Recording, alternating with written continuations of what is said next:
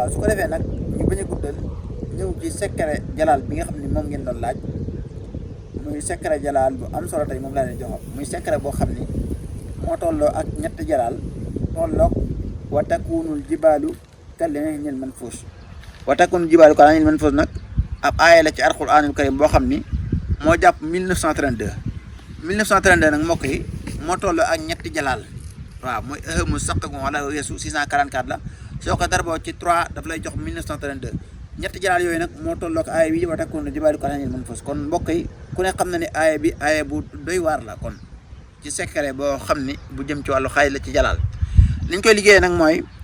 da ngay bind suratu sax yi aaya bu ne nga def ci wa takunul jibaalu kal ahnil manfuus soo paree nga wàllu ak xaatim bi xaatimu musallas bi nga xam ni musallatul kunti yu la nga xam ni wa takunul jibaalu kal ahnil manfuus moo ci dem xaatim bi mi ngi koy duggee ci 161 bi nga xam ne mooy maaniw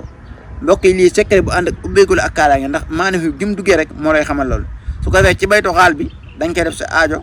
wala nga def ci sa tur ak adadu jumlatu kulliya mbokk yi lii képp koo xam ne bind na nii ma wax muy bind alam nasra ba mu àgg mu def ko nii ma ko waxee su paree itam bind xaatim bi wërale ko wa takunul jibaalu kal ahnil manfuus nii ñu ko bindee nii incha allahu taala mu sangoo ko juróom-ñeenti fan di wérdu wa takunul jibaalu kal ahnil manfuus 644 di wérdu ahamu saqako alahu yesu 1932 diiru juróom-ñeenti fan yëpp bés bu ne mu liggéey loolu mbokk yi lii amul benn secret bu ko mën ci wàllu ubbeeku secret bi nag day secret bu mag am na sarax bi ku ko soxla ku ne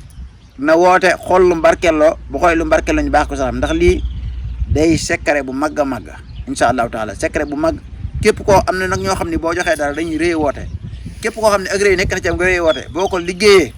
mënta ñàkk na nga génne sarax ginaar gu weex nga lottal ko incha allah mënta ñàkk nga lottal ko donte nag loolu day tax nga bañ am benn gàllankoor waaye am na loo xam ne mooy gaawal wàllu wërsëg bi loolu képp ku ñu woo daan la ko mottali incha allahu taala